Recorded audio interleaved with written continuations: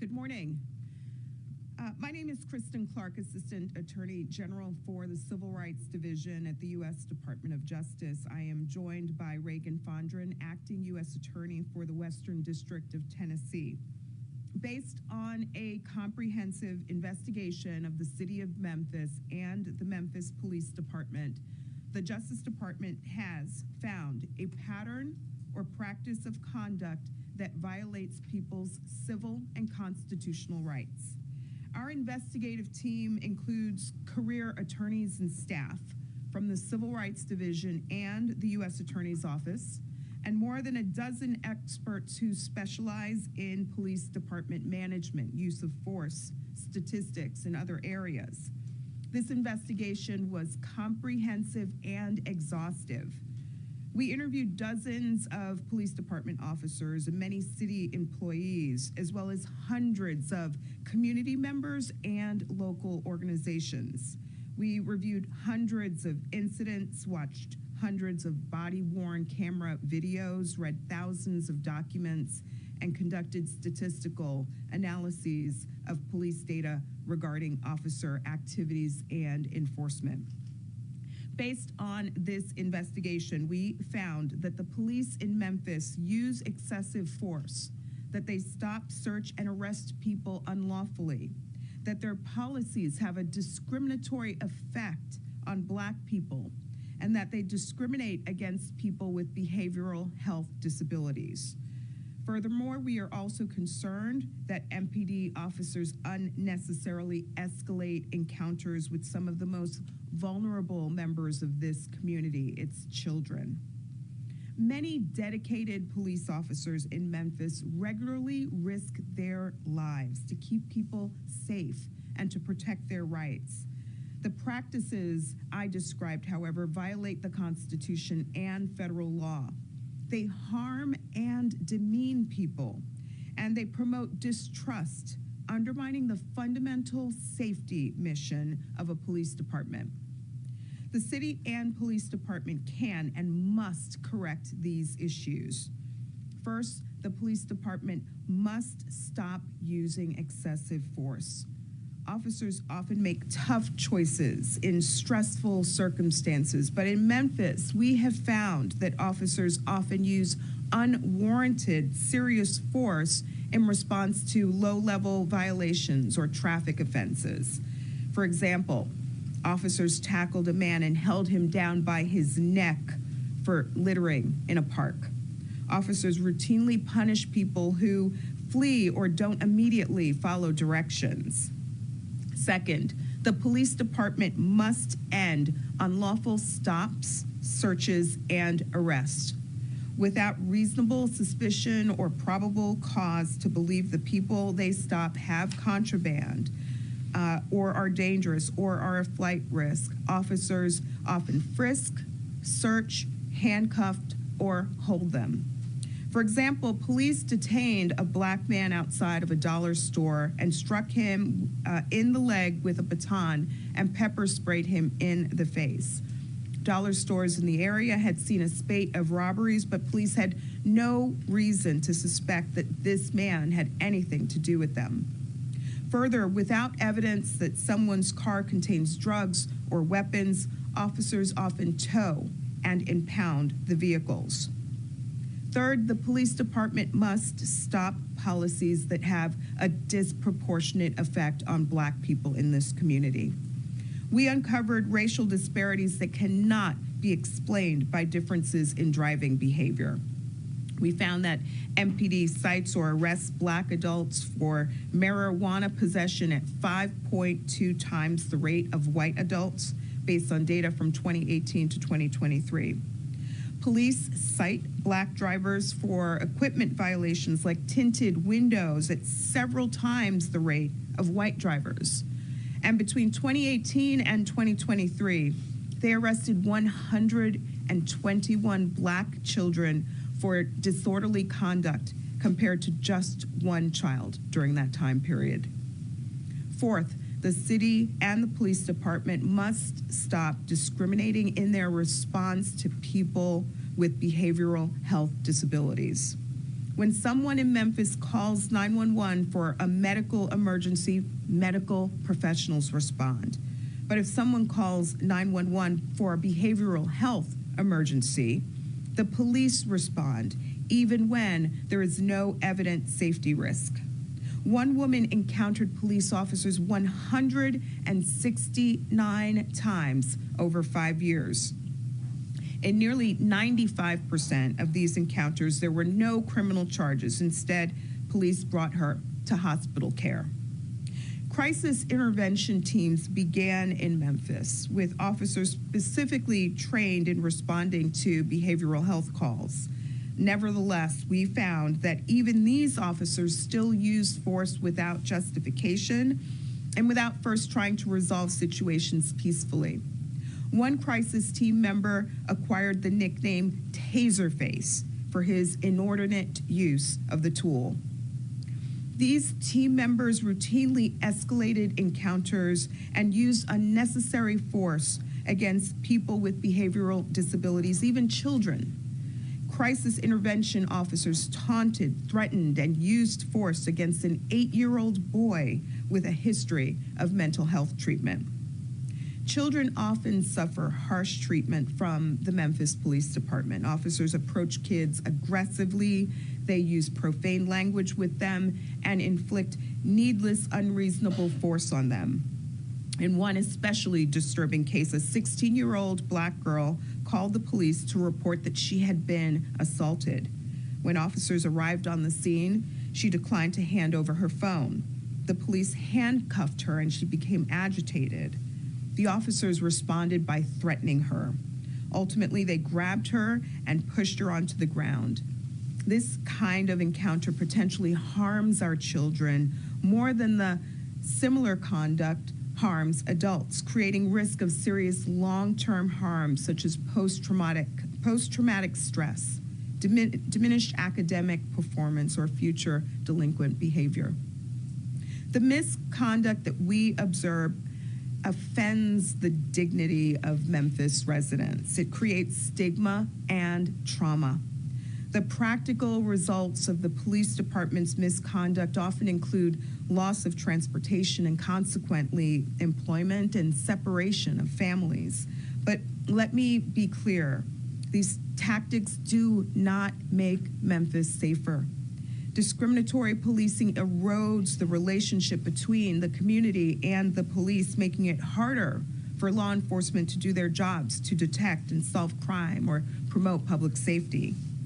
The violations our investigation uncovered stem from Memphis Police Department's deficient policies, supervision, training, and accountability systems. For example, the department uses traffic stops as a crime reduction strategy, but has not adequately supervised those traffic stops or meaningfully assessed whether this approach actually reduces crimes or violates rights. Further, officers lack clear guidance on what they can and cannot do. Supervisors have ignored or excused clear legal violations. The department does not conduct thorough, objective investigations into alleged misconduct. And when it does identify issues, the process undermines findings and minimizes misconduct. The city has noted the cost of police reform and consent decrees, but the pattern or practice of constitutional violations our investigation identified costs the city too, and will not be stopped by hopeful words or preliminary changes. Achieving meaningful constitutional policing reform costs time and resources, but not implementing systemic reforms also imposes enormous cost in terms of citizens' rights that are trampled, personal and financial costs in injuries and deaths due to excessive, unnecessary use of force, cost in diminished public safety, and millions of dollars in legal judgments against the city due to constitutional violations. When the Justice Department works with police departments to achieve reform, these costs decrease.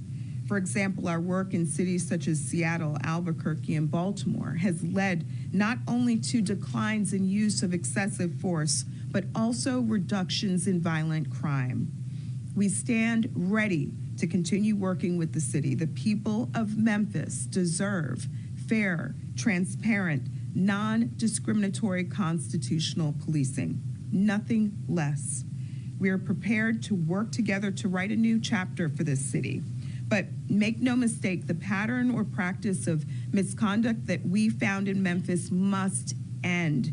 And federal law authorizes us to sue for an injunction if necessary to accomplish that objective. Ensuring lawful, non-discriminatory, transparent, and effective policing is a top priority for the Justice Department.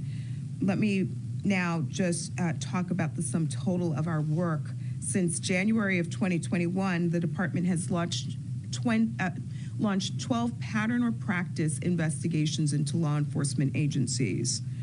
We also are enforcing 16 pre-existing agreements with law enforcement agencies across the country. These collective efforts are resource and time intensive, but have fueled real reforms, including most recently in Seattle, Baltimore, Albuquerque, and more. I want to thank those in Memphis who worked with us. I want to thank the leaders, advocates, and family members who provided helpful information during our investigation. Memphis is the heartland of civil rights advocacy, and the people of Memphis deserve to feel safe. They deserve to feel safe in their homes, their neighborhoods, their cars, especially when you encounter police officers. I'll now turn the floor over to Acting U.S. Attorney Reagan Fondren.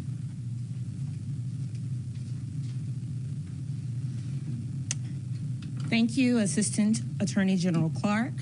My name is Reagan Fondren, and I am the Acting U.S. Attorney for the Western District of Tennessee. I stand before you as a native Memphian. The city is my home. I love Memphis, and I am committed to doing the work that it will take for our city to be a safe place for all people. We have a long history of civil rights organizing and community engagement.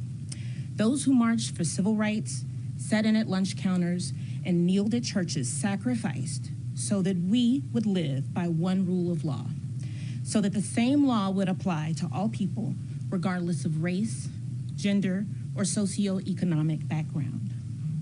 When the Department of Justice opened this investigation in July of last year, we promised to be thorough and objective, to follow the facts wherever they lead, and that is exactly what we did.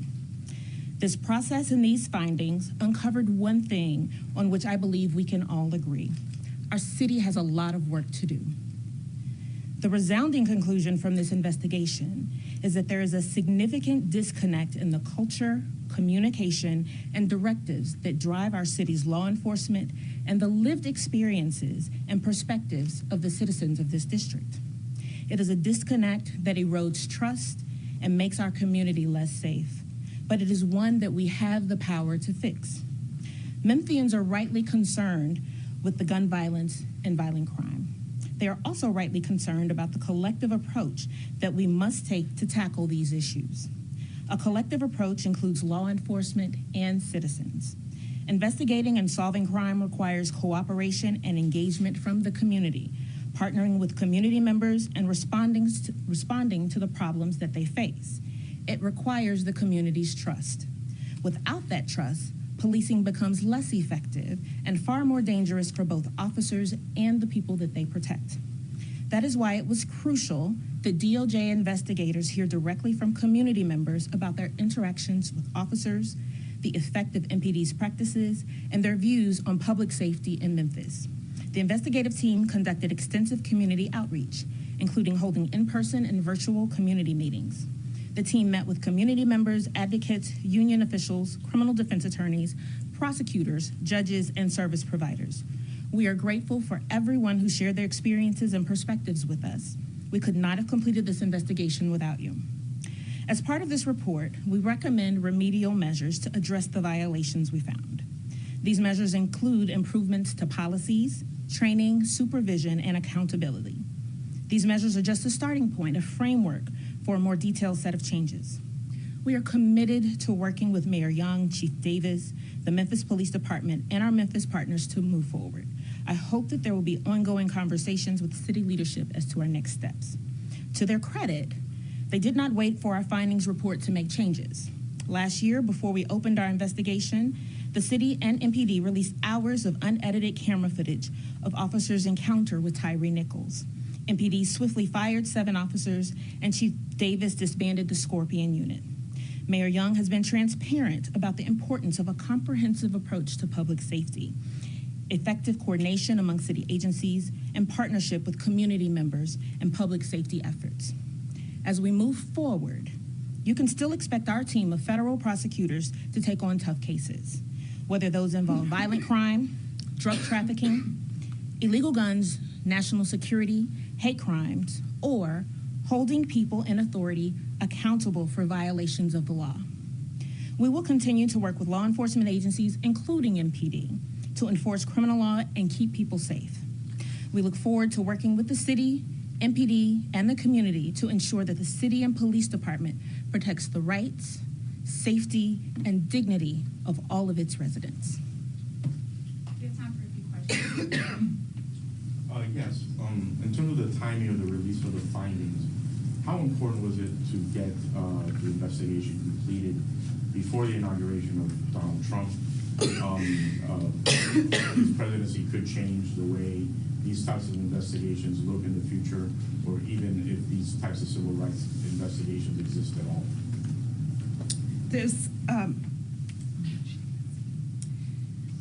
The mission of the Department of Justice is to protect civil rights for all people.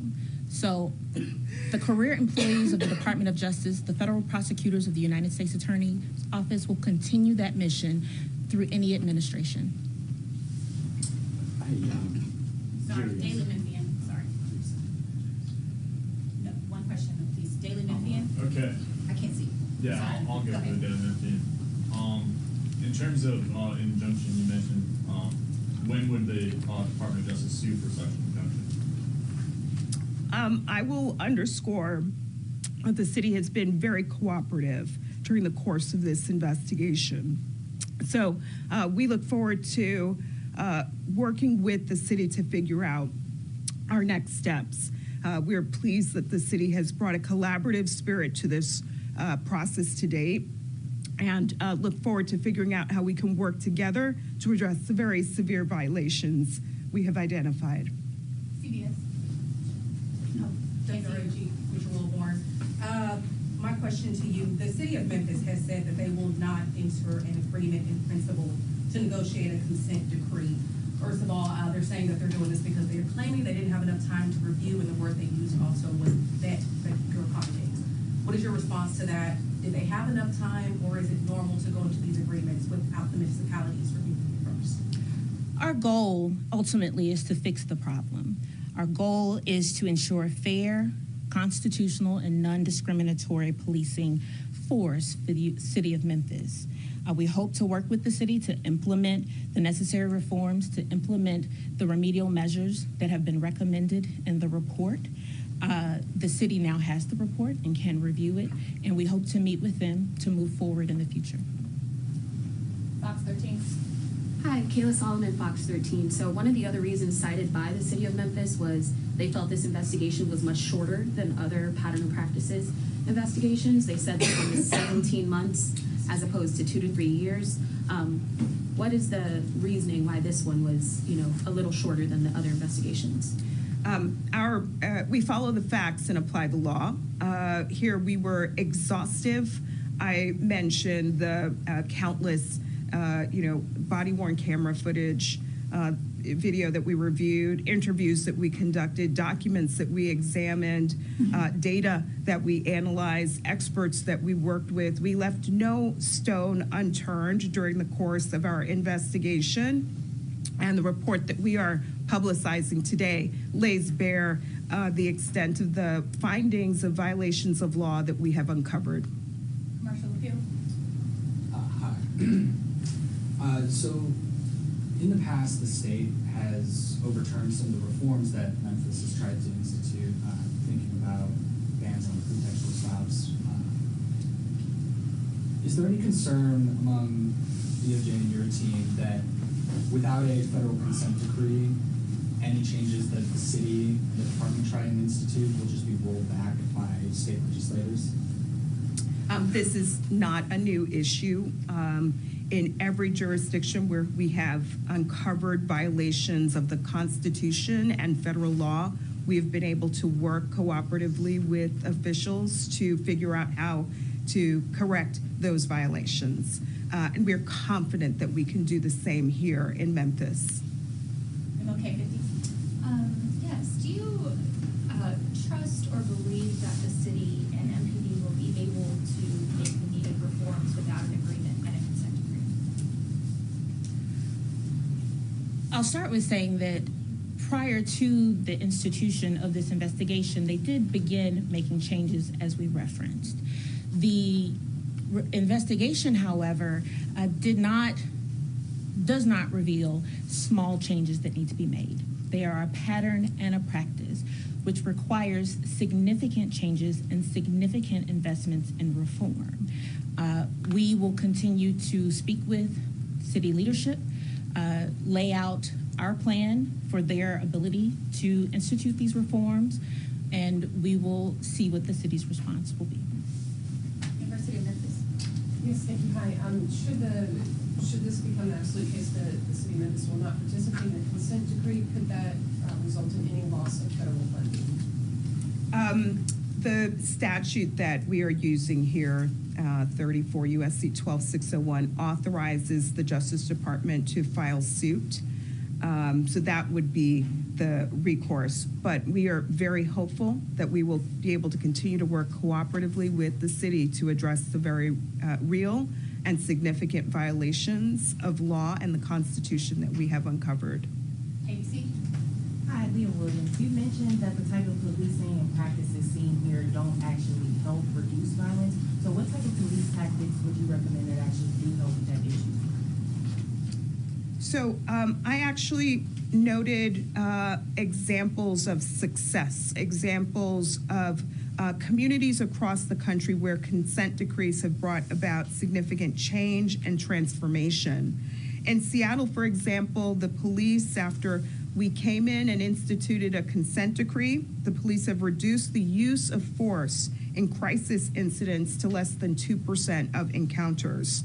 In Baltimore, after the tragic death of Freddie Gray, they overhauled their fleet of transportation vehicles, data collection mechanisms, policies and training, and most recently only had 11 reported injuries during over 16,000 encounters. In Albuquerque, nearly 5% of the calls to the police are now diverted to Albuquerque Community Safety, which sends teams of civilian responders to help people with behavioral health needs. The police chief describes the consent decree as the best thing that's ever happened to the department. So consent decrees across the country have a track record of success, help bring about change and reform, and we are confident that a consent decree can help forge a new chapter for the city of Memphis. Last question, NBC.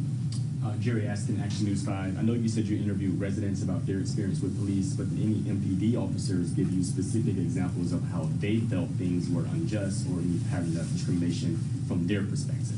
Yeah, we absolutely spent significant time with the rank and file of Memphis PD, participated in ride-alongs. We heard from them about the challenges that they face, the change that they want to see. So hearing from the community and law enforcement was critical to how we approach this investigation. Any specifics, though, from MPD officers on what they may have seen that support your findings? And we provide an overview of what we learned from police officers in the report that we have publicized. Thanks all. Thank you.